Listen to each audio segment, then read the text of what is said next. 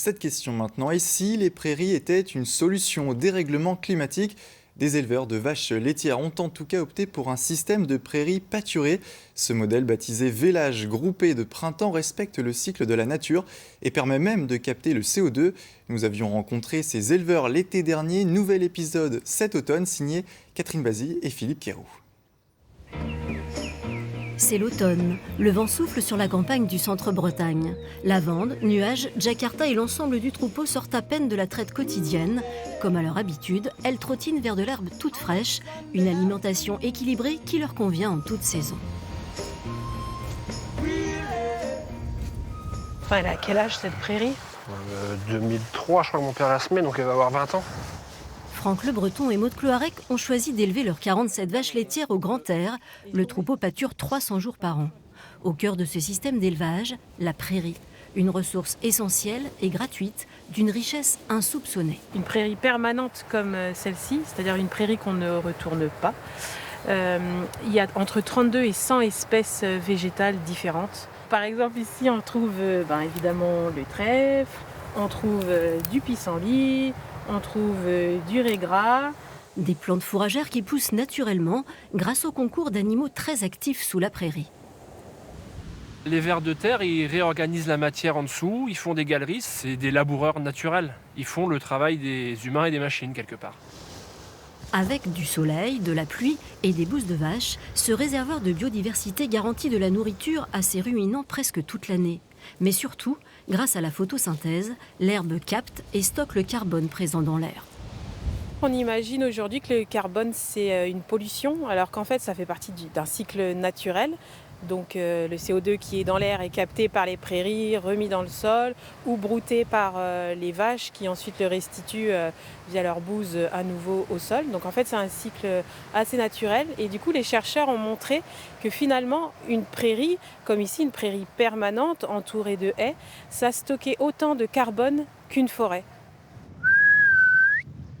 On change de parcelle les filles, allez! Dans ce mode d'élevage, au plus proche des cycles de la nature, l'idée est de faire avec ce que l'on a. L'exercice nécessite beaucoup d'observation pour que le troupeau se régale chaque jour d'herbes nourrissantes. Allez les gourmandes, allez! Chut, chut, chut. La seule intervention régulière, c'est donc de déplacer les animaux d'une parcelle à l'autre. Les talus et les haies riches en biodiversité jouent aussi un rôle essentiel. Dans nos systèmes, l'arbre est un allié parce qu'il permet d'abriter les animaux, donc les vaches font plus de lait et souffrent moins des éléments climatiques. On a remarqué, surtout les parcelles où il n'y en avait pas, c'était des parcelles où du coup nos vaches faisaient moins de lait et la qualité du lait était moins bonne, sans doute parce qu'elles étaient en stress par rapport au vent, au froid, à la pluie et aussi au soleil maintenant. Et du coup, on a pris la décision de replanter tout un linéaire de haies autour des parcelles qui n'en avaient pas.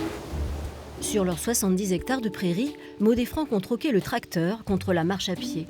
Ces veaux, nés au printemps dernier, ne mangent que de l'herbe, comme leur mère. La ferme fonctionne en toute autonomie. Bon appétit!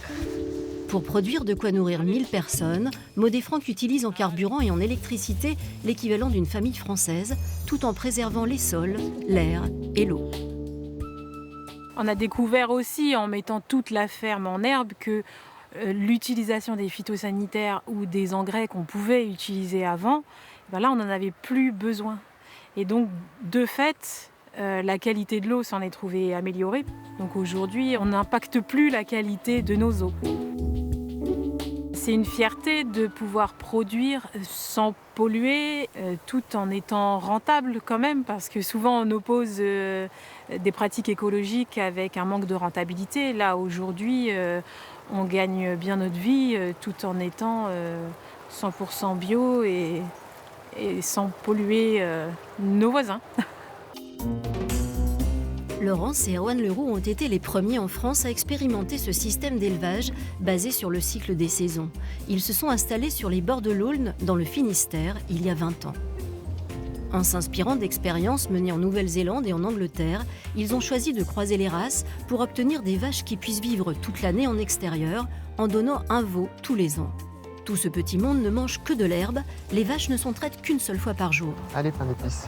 Leur objectif n'était pas de produire le plus possible, mais de trouver un juste équilibre. La traite, c'est vraiment un moment important. C'est pour nous le moment où on est en contact direct avec les vaches.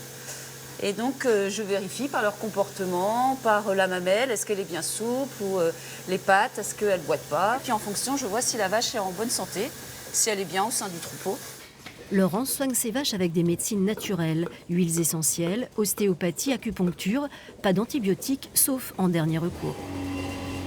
Allez, c'est fini les filles, merci les cocottes. Allez, hop. Chez Erwan et Laurence Leroux, tout se fait avec la nature. En 20 ans, je ne pensais pas que c'était une aventure aussi extraordinaire en fait.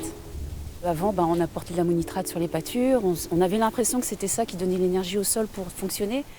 Et on s'est rendu compte en passant en bio que non, l'énergie est présente et il faut juste réussir en fait à mettre en route un cycle. Et quand la nature est vraiment mise en route, tout le monde trouve sa place, les animaux, la pâture, le sol, la pluie, tout se met en place. Et dit comme ça paraît simple, mais c'est vrai que quelque part c'est quand même simple. Un système simple qui a fait ses preuves en 20 ans. Baptisé village groupé de printemps, ce mode d'élevage réussit à concilier viabilité économique et préservation de la nature. L'activité de ces fermes contribue même à stabiliser le dérèglement climatique. La prairie pâturée par des ruminants, c'est à la fois très économe, parce que ça demande très peu de ressources pour fonctionner. C'est très efficace et c'est très puissant. Et l'enjeu au niveau planétaire, il est énorme, puisque en fait, certains experts ont mesuré que si on applique ces principes de bonne conduite du pâturage sur quelques dizaines de pourcents de la surface agricole mondiale, on pourrait en quelques années retrouver le taux de carbone de l'air de la période glaciaire. À un moment de l'histoire où la biodiversité s'effondre et où le climat s'affole, les prairies pâturées représentent un levier climatique, une solution disponible dès maintenant.